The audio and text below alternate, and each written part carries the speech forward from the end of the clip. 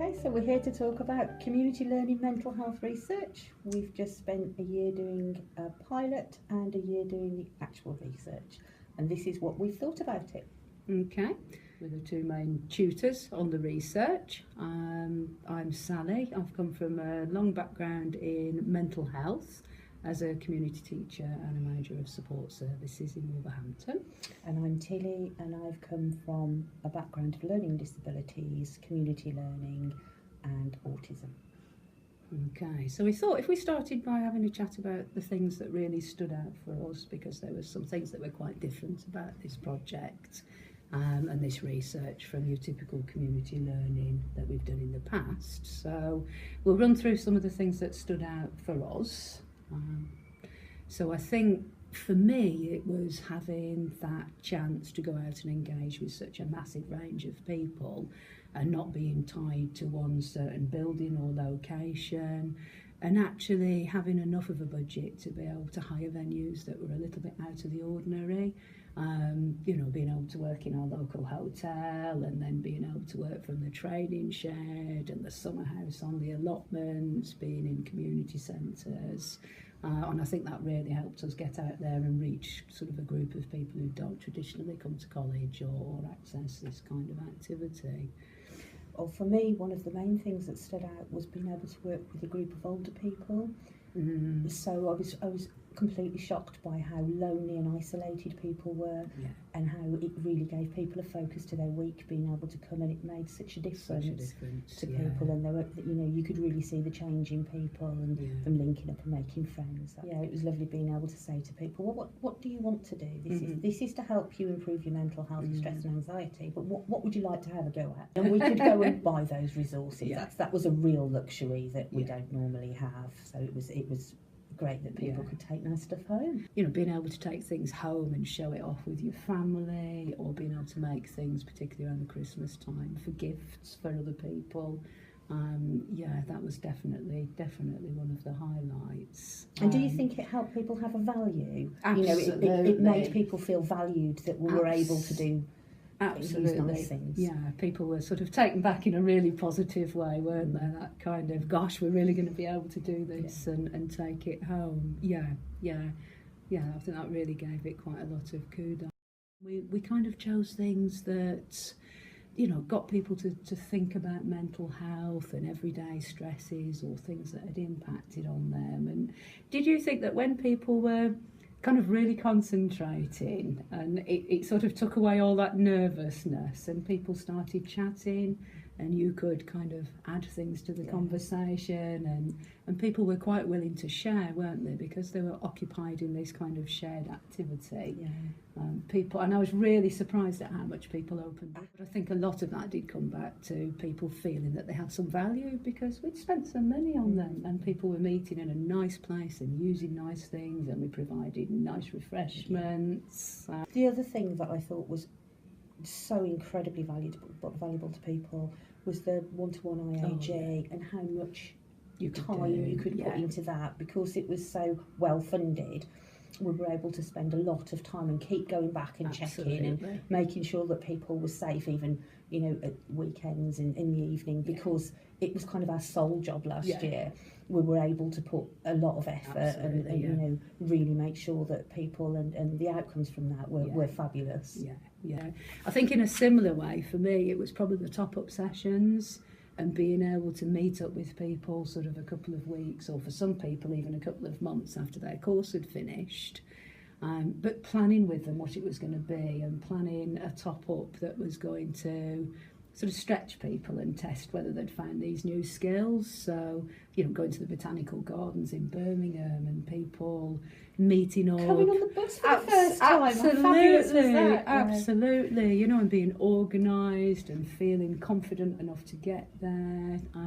But again, it comes down to budget, doesn't it? And we were able to help people with the cost of getting in. When we went to the art gallery in Wolverhampton to look at that fabulous exhibition, people came from all over the Black Country, didn't they? They'd use the metro, the buses, but we were able to buy people a really nice lunch in the art gallery as a kind of celebration and a recognition that had been a huge step for people.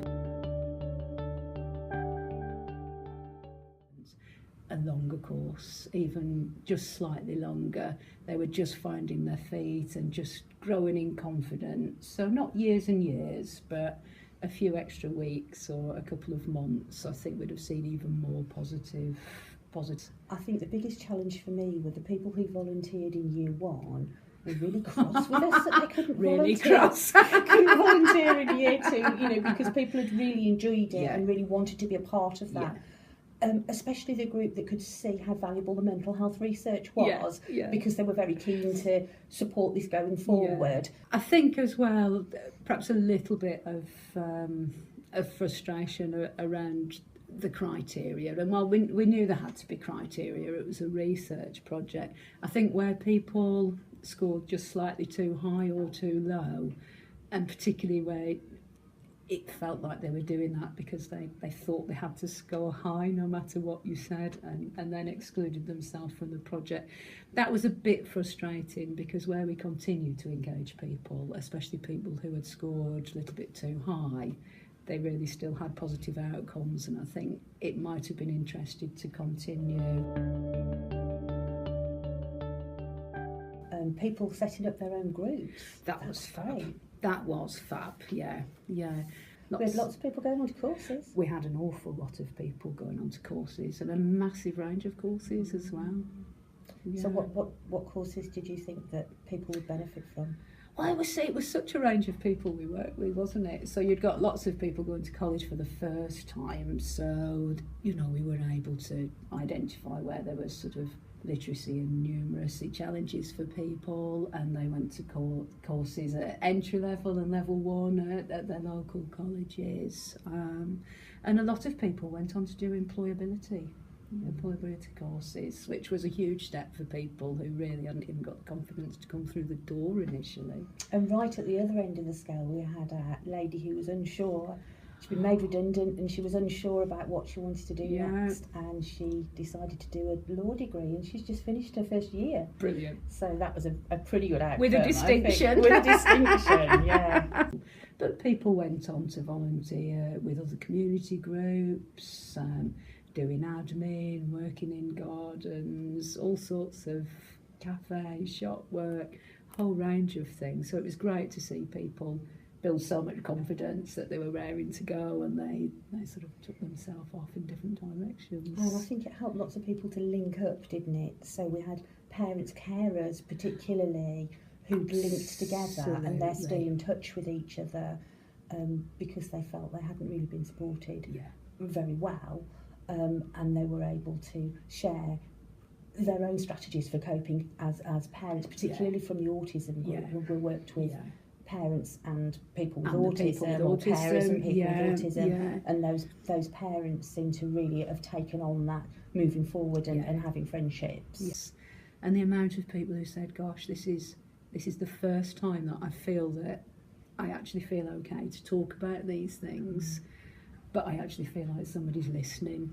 And I think that links back to the one-to-one sessions and the being able to follow things up, but also about, you know, the environment and the fact we were using all these lovely resources and fabulous places. It created a really nice environment, and people did feel able to chat, and we had lots of banter and tears and talking, but I think some real genuine friendships came out of running these courses. So overall, do you think it was a good couple of years? I think it's been a fantastic couple of years, and I think the majority of the people that have come through these courses and this research would agree. The same for me. It's been the best 2 teaching years in my 20-year teaching career. It's been really positive for us, I feel.